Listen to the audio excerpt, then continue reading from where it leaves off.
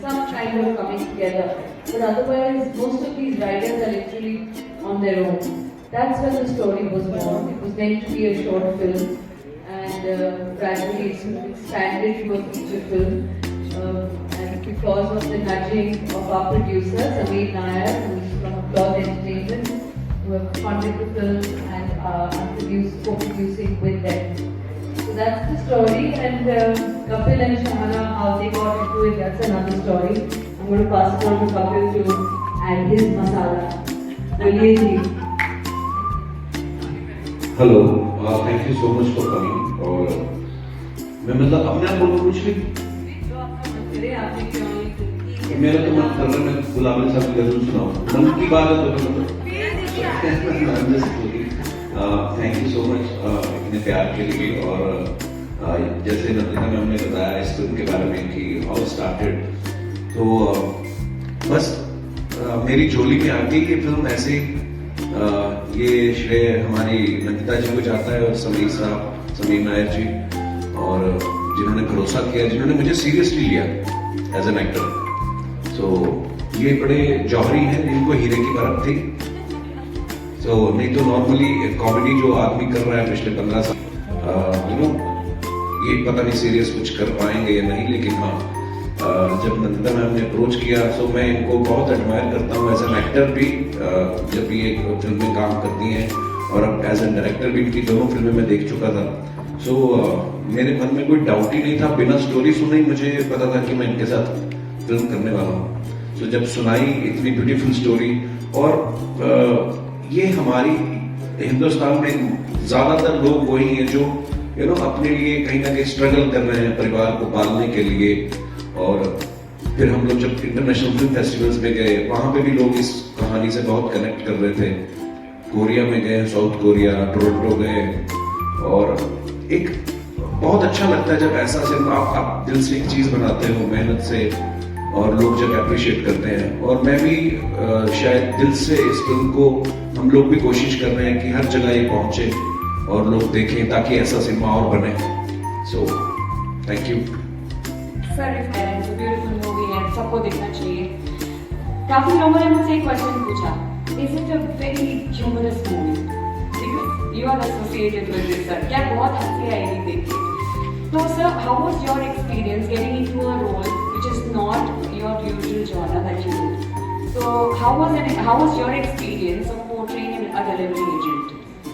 Ma'am, और मेरा हमेशा यही जवाब होता है कि मेरे लिए शायद इतना मुश्किल नहीं था, क्योंकि मैं भी इसी दुनिया से आता हूँ. अमृतसर में हम लोग जब कॉलेज सर्जन का रोल दे देते तो ऐसे डायलॉग्स पढ़ने में शायद मुझे मेहनत लगती, जो मेरी भाषा नहीं है. ये तो अपनी ही कहानी है. सो इसलिए ऐसा कुछ लगा नहीं ज्यादा. सो मजा आया करके. बाकी हमारी कैप्टन तो है साथ में, ये कुछ गलत होने भी नहीं देती, पीछे डंडा लेके खड़ी होती हैं, कुछ इम्प्रोवाइज नहीं करने देती. मेरा दिल करता था कभी कभी कि मैं, आदत है ना 15 साल से आप टीवी पे लोगों को हंसा ही रहे हो, तो मेरा कभी कभी आता ना दिमाग में कर लाइन के बैठी चुपचाप बैठो, तुम कभी शर्मा नहीं हो, तुम माना सुन मेरी कहानी के. तो मैंने ठीक है टीचर, ओके टीचर.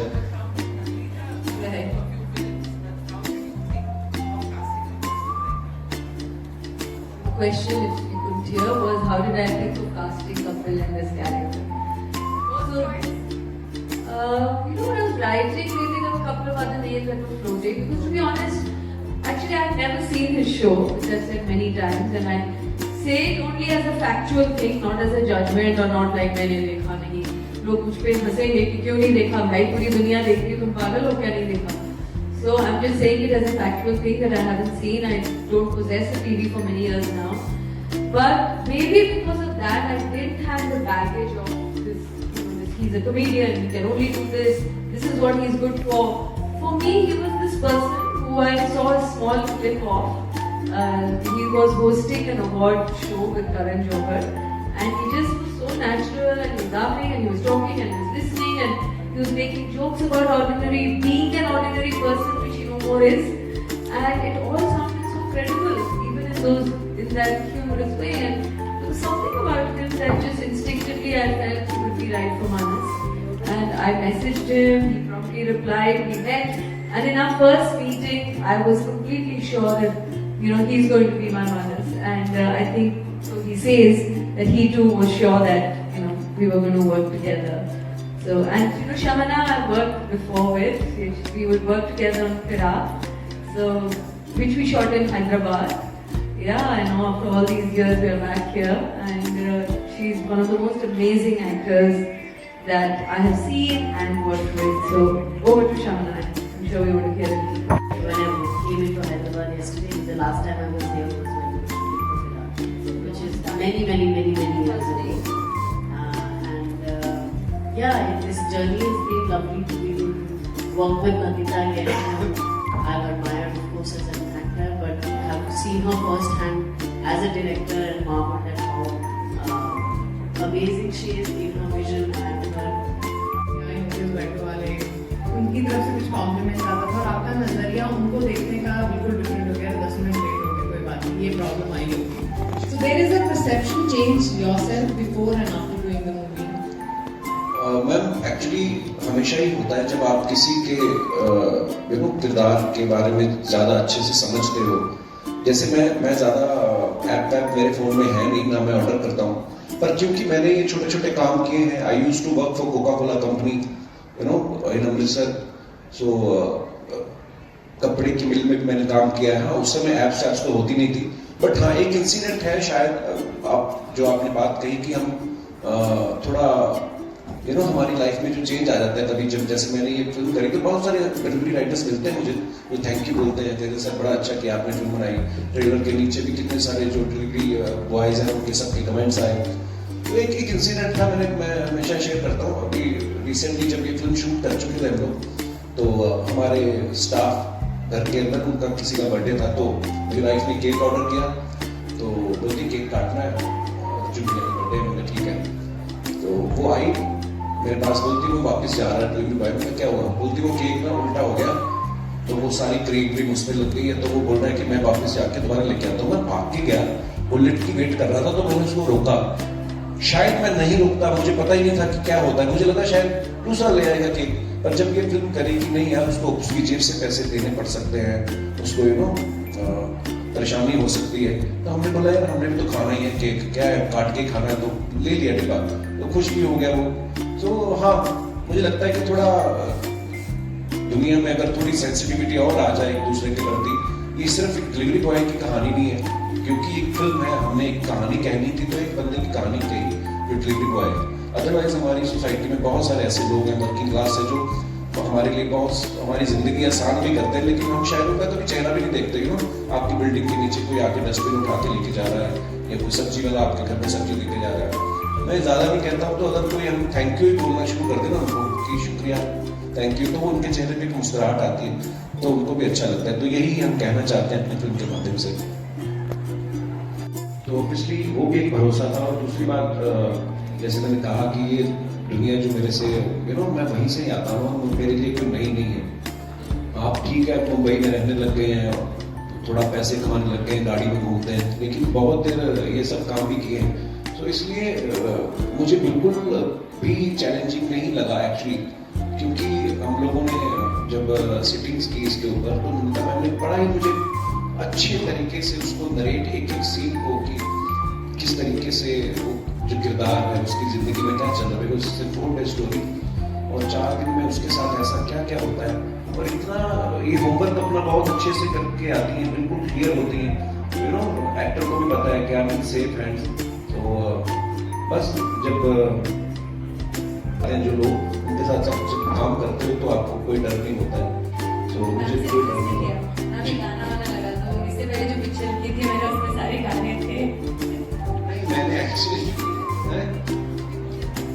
नहीं मैंने नहीं गाया था, तो डांसिंग नॉर्मली हमारी फिल्मों में होता ही है, पर हाँ ऐसा कुछ नहीं है। इसमें भी एक गाना है, बड़ा खूबसूरत गाना है, जो आपको फिल्म के एंड में सुनाई देगा। बड़ा ही खूबसूरत है, बड़ा कल ही आ रहा है, कल रिलीज हो रहा है। Keep an I on. तो बड़ा खूबसूरत गाना होगा। आपसे जानना चाहती हूँ कपिल, जैसे मैम ने बताया कि बहुत ही मुश्किल हुआ आपको एक्सेंट सीखने में, झारखंड एक्सेंट, तो आपके लिए कितना मुश्किल था? और एक लाइन अगर आप झारखंडी एक्सेंट में हमें सुना पाए तो। ऐसा मुश्किल मतलब मुझे खाली यही था कि एक बार, क्योंकि पहली बार बोल रहा हूँ, सो मैंने मैम से बोला, मैंने कहा मैम कोई ऐसा आदमी जो वहाँ का लोकल हो, अगर उसकी लैंग्वेज में अगर आप, बिकॉज है तो वो भी हिंदी ही बोलते हैं, लेकिन अब देखो हमारी कंट्री की खूबसूरती ये है, पंजाब वाला हिंदी बोलेगा तो आपको पता चल जाता है कि हिंदी तो ये बोल रहे, लेकिन ये पंजाब से है, उसका वो एक पंजाबी बना पता दिखता चल रहा है। मध्य प्रदेश वाले आएंगे, उनका अलग रहता है, हैदराबादी है ना, हैदराबाद वालों की हिंदी अलग है, तो वो खूबसूरती भी यही है। सो हाँ, मैम ने मुझे वो रिकॉर्ड करके भी भिजवाया, डाला, तो मेरी खासियत है मैम, मैं आपके साथ 10 मिनट बैठ के बात करूंगा ना, तो मैं आपका एक्सेंट पकड़ दूंगा, तो ये है, तो बस एक लाइन सुनाइए ना सर। आप आए खूबसूरत लड़की, हमको जब ऐसे बात बोले तो हम उल्ला भी पड़ जाता है।